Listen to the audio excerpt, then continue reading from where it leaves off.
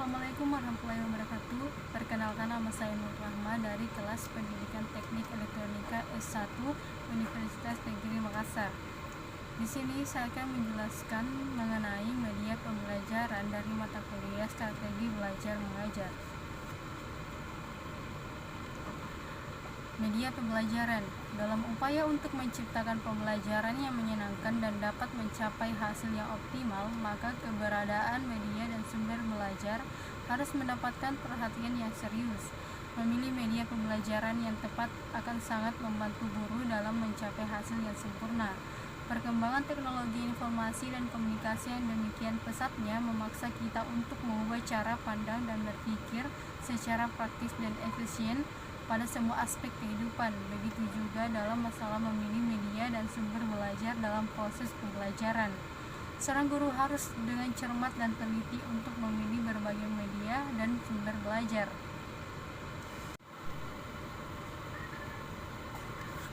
Selanjutnya adalah fungsi media pembelajaran. Yang pertama, fungsi media pembelajaran sebagai sumber belajar. Secara teknis, media pembelajaran berfungsi sebagai sumber belajar. Dalam kalimat sumber belajar ini tersirat makna keaktifan, yakni sebagai penyalur, penyampai, penghubung, dan lain-lain. Sumber belajar pada hakikatnya merupakan komponen sistem instruksional yang meliputi pesan, orang, bahan, alat, teknik, dan lingkungan, yang mana hal itu dapat mempengaruhi hasil belajar peserta didik. Dengan demikian, sumber belajar dapat dipahami sebagai segala macam sumber yang ada di luar diri seseorang atau peserta didik dan memungkinkan atau memudahkan terjadinya proses belajar. Pada usia sekolah, terutama setelah menyelesaikan sekolah dasarnya, anak didik telah mencapai tingkat kesadaran sosial yang jelas sebagai hasil pengalamannya dengan keluarganya, kawan-kawan sekolahnya atau orang-orang dewasa dan anak-anak, kelompok-kelompok keagamaan dan masyarakat, dan media sosial yang lainnya seperti film, acara radio, buku, dan majalah. Itu semua adalah sumber belajar bagi anak bersangkutan.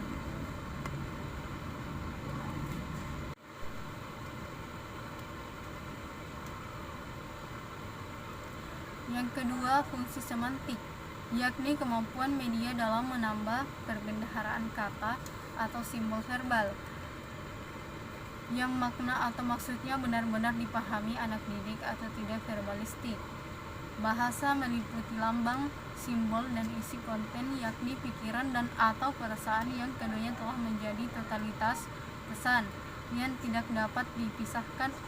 Unsur dasar dari bahasa itu adalah kata. Kata atau kata-kata sudah jelas merupakan simbol verbal. Simbol adalah sesuatu yang digunakan untuk atau dipandang sebagai wakil sesuatu lainnya. Bila simbol-simbol kata verbal tersebut hanya merujuk pada benda, misalnya Candi Borobudur, Big Ben di London, jantung manusia, atau ikan paus, maka masalah komunikasi akan menjadi sederhana. Artinya, guru tidak terlalu kesulitan untuk menjelaskannya. Ia bisa menjelaskan kata verbal itu dengan menghadirkan foto Candi Borobudur, Big Ben mock-up, dan gambar ikan paus. Bila kata tersebut merujuk pada peristiwa, sifat sesuatu, tindakan, hubungan, konsep, dan lain-lain, misalnya kata iman, etika, akhlak, atau tanggung jawab, maka masalah komunikasi menjadi tambah rumit, yakni bila komunikasinya melalui bahasa verbal. Namun, bagi guru yang kreatif dan mampu mendayagunakan media pembelajaran secara tepat, hal itu dapat dengan mudah diatasi, yakni dengan memberikan penjelasan melalui bahasa, dramatisasi, simulasi, cerita atau mendongeng, cerita bergambar, dan lain-lain. Yang ketiga, fungsi manipulatif. Fungsi manipulatif ini didasarkan pada ciri-ciri atau karakteristik umum yang dimilikinya. Berdasarkan karakteristik umum ini, media memiliki dua kemampuan, yakni mengatasi batas-batas ruang dan waktu dan mengatasi keterbatasan indrawi.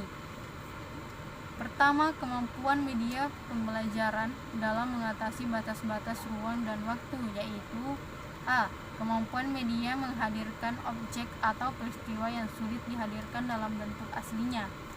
B. Kemampuan media menjadi objek atau peristiwa yang menyita waktu panjang menjadi singkat. Dan C. Kemampuan media menghadirkan kembali objek atau peristiwa yang telah terjadi.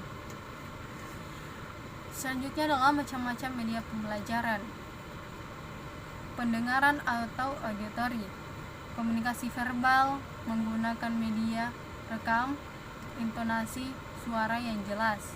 Multi indera, pengalaman langsung, prestasi, demo, wawancara, wisata, keterlibatan dalam setiap kegiatan. Penglihatan atau visual, komunikasi gambar, sketsa, lukisan, grafik, foto, dan lain-lain, poster, komik, komputer. Pendengaran dan penglihatan atau kinestetik, audiovisual, cerita yang dibacakan, film, dan lain-lain, penggunaan intonasi dan ekspresi. Media audio adalah media yang hanya melibatkan indera pendengaran dan hanya mampu memanipulasi kemampuan suara semata. Yang termasuk media ini adalah program radio dan program media rekam seperti piringan hitam atau sudah tidak populer pita magnetik, cakram compact disc, audio chips.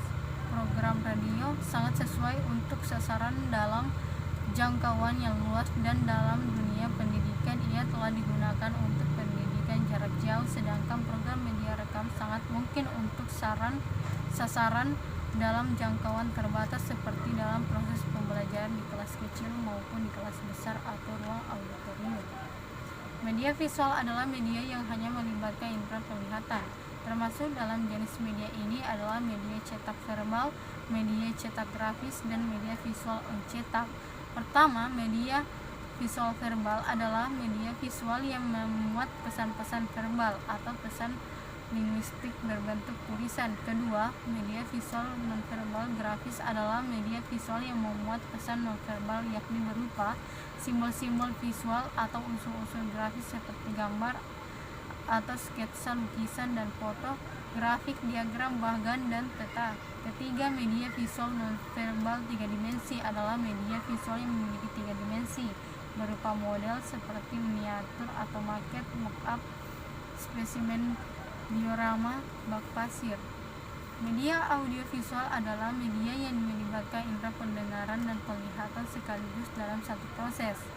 Media ini secara garis besar dapat dibagi dua, yakni media audiovisual murni dan audiovisual tidak murni. Media audiovisual murni berarti unsur suara dan unsur visualnya berasal dari sumber yang sama atau satu unit, seperti televisi, video, sinema, film. Sedangkan audiovisual tidak murni berarti unsur suara dan unsur visual berasal dari sumber yang berbeda atau unit terpisah, yakni dengan cara memadukan alat proyeksi dan alat rekam dalam satu proses pembelajaran seperti OHP dengan tape recorder.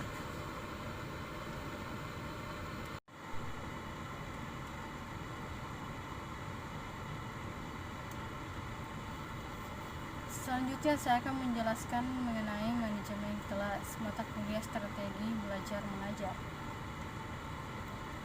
Manajemen kelas atau pengelolaan kelas. Pengertian manajemen kelas. Manajemen kelas adalah ketentuan dan prosedur yang diperlukan guna menciptakan dan memelihara lingkungan tempat terjadi kegiatan belajar dan mengajar. Manajemen kelas juga dapat diartikan sebagai perangkat perilaku dan kegiatan guru yang diarahkan untuk menarik perilaku siswa yang wajar, pantas, dan layak, serta usaha dalam meminimalkan gangguan. Menurut Hasri tahun 2009, manajemen kelas merupakan usaha guru untuk menata dan mengatur tata laksana kelas, diawali dari perencanaan kurikulum, penataan prosedur dan sumber belajar, pengaturan lingkungan kelas, memantau kemajuan siswa, dan mengantisipasi masalah-masalah yang mungkin timbul di kelas. Menurut Arikunto tahun 1992, manajemen kelas adalah suatu usaha yang dilakukan oleh penanggung jawab kegiatan belajar mengajar atau yang membantu dengan maksud agar dicapainya kondisi yang optimal sehingga dapat terlaksana kegiatan belajar seperti yang diharapkan.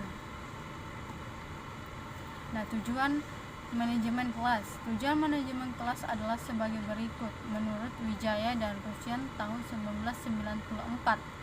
Yang pertama, agar pengajaran dapat dilakukan secara maksimal sehingga tujuan pengajaran dapat dicapai secara efektif dan efisien. Yang kedua, untuk memberikan kemudahan dalam usaha memantau kemajuan siswa dalam pelajarannya. Dengan manajemen kelas, guru mudah untuk melihat dan mengganti setiap kemajuan atau perkembangan yang dicapai siswa, terutama siswa yang tergolong lamban. Yang ketiga, untuk memberi kemudahan dalam mengangkat masalah-masalah penting untuk dibicarakan di kelas demi perbaikan pengajaran pada masa mendatang. Yang keempat, mewujudkan situasi dan kondisi kelas, baik sebagai lingkungan belajar maupun sebagai kelompok belajar yang memungkinkan pembelajar untuk mengembangkan kemampuan semaksimal mungkin. 5. Antisipasi dan penghilangan hambatan yang dapat menghalangi terwujudnya interaksi belajar mengajar. 6. Menyediakan dan mengatur sarana dan prasarana yang mendukung dan memungkinkan kegiatan pembelajar sesuai dengan lingkungan sosial, emosional, dan intelektual pembelajar dalam kelas. Yang terakhir, membina dan membimbing sesuai dengan latar belakang sosial, ekonomi, budaya, serta sifat individu.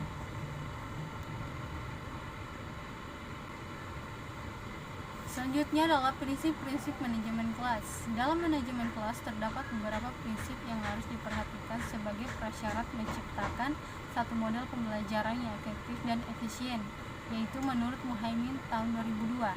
Yang pertama, prinsip kesiapan. Kesiapan belajar ialah kematangan dan pertumbuhan fisik, psikis, inteligensi, latar belakang, pengalaman, hasil belajar yang baku, motivasi, persepsi, dan faktor-faktor lain yang memungkinkan seseorang dapat belajar. Yang kedua, prinsip motivasi. Motivasi adalah tenaga pendorong atau penarik yang menyebabkan adanya tingkah laku ke arah suatu tujuan tertentu. Adanya motivasi pada peserta didik maka akan bersungguh-sungguh menunjukkan minat, mempunyai perhatian dan rasa ingin tahu yang kuat untuk ikut serta dalam kegiatan belajar, berusaha keras dan memberikan waktu yang cukup untuk melakukan kegiatan tersebut serta terus belajar sampai tugas-tugas tersebut terselesaikan. Dan yang ketiga, prinsip perhatian. Perhatian merupakan suatu strategi kognitif yang mencakup 4 keterampilan, yaitu berorientasi pada suatu masalah, meninjau sepintas isi masalah, memusatkan diri pada aspek-aspek yang relevan, dan mengabaikan stimuli yang tidak relevan. Dalam proses pembelajaran, perhatian merupakan faktor yang besar pengaruhnya. Selanjutnya adalah komponen pengelolaan kelas. Biasa menjelaskan bahwa keterampilan pengelolaan kelas memiliki komponen sebagai berikut. 1.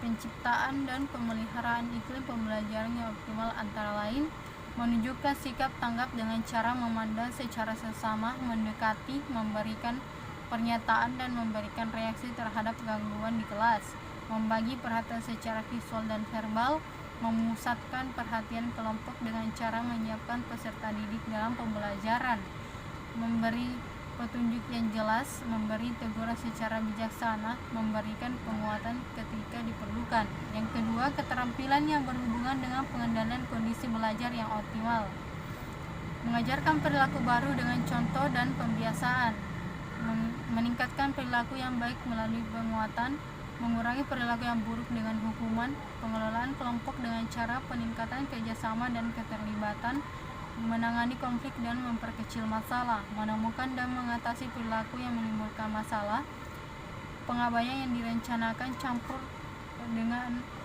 tangan dengan isyarat, mengawasi dengan ketat. Selanjutnya adalah ruang lingkup pengelolaan kelas. Pengelolaan tata lingkungan fisik kelas. Salah satu faktor yang penting dalam belajar adalah lingkungan. Guru harus menciptakan lingkungan kelas yang membantu perkembangan pendidikan subjek didiknya atau siswa. Lingkungan fisik kelas harus bersih dan sehat. Kelas sedapat mungkin harus merupakan suatu tempat yang indah dan menyenangkan. Selain itu, pengaturan tempat duduk di kelas juga harus disesuaikan dengan kondisi kelas, sehingga kelas menjadi tempat yang nyaman dan menyenangkan untuk belajar. Pengelolaan perilaku siswa. Perilaku siswa merupakan masalah karena terkait erat dengan efektif belajar dari kedua siswa dan perspektif guru. Ketika ruang kelas yang bebas dan dari gangguan, siswa dapat menggunakan waktu untuk kegiatan belajar di kelas. Perilaku satu siswa yang mengganggu dapat mengalihkan siswa lainnya dari pembelajaran. Perilaku yang tidak pantas harus ditangani dengan segera untuk mencegah perilaku tersebut terus berkembang dan menyebar. Pengabaian yang berlangsung lama menyulitkan bagi para siswa untuk belajar dan menyelesaikan tugas. Apabila seluruh perilaku kelas memenuhi harapan, maka pembelajaran dapat dimaksimalkan. Pengelolaan konflik di dalam kelas. Kelas merupakan tempat terjadinya proses belajar mengajar antara guru dengan siswa.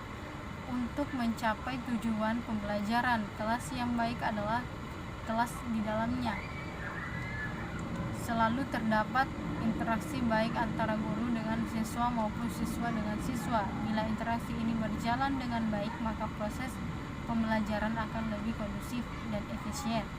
Sebaliknya, bila tidak adanya interaksi antara guru dengan siswa atau siswa dengan siswa, maka kemungkinan besar proses pembelajaran terasa tidak nyaman.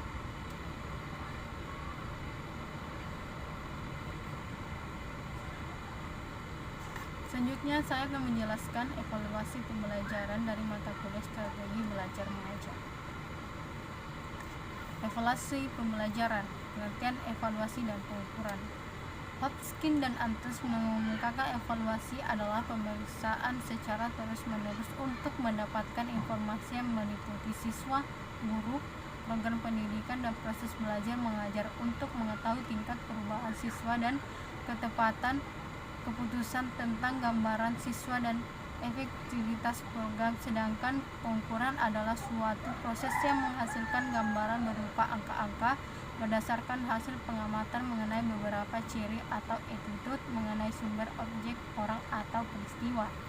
Evaluasi lebih bersifat komprehensif yang di dalamnya meliputi pengukuran, sedangkan tes merupakan salah satu alat atau bentuk dari pengukuran. Pengukuran lebih membatasi kepada gambaran yang bersifat kuantitatif atau berupa angka-angka mengenai kemajuan belajar siswa atau learning progress, sedangkan evaluasi atau evaluasi bersifat kualitatif.